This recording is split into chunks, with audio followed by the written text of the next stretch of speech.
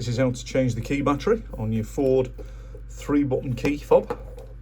This is one with a physical key flip.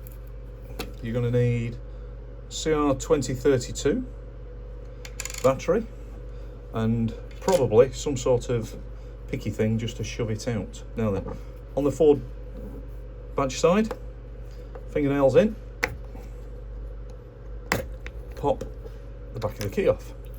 Now then, battery won't come out with the circuit board in place, so lifting it that way, lift, and then gently tease it out.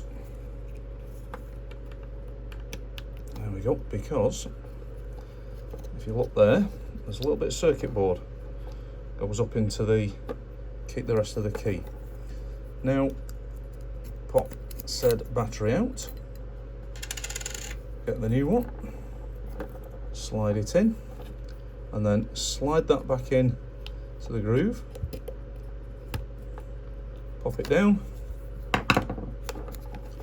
and then shove the back on, clickety click, press a button, and you're all working. That's all there is to it. Thanks for watching, like and subscribe.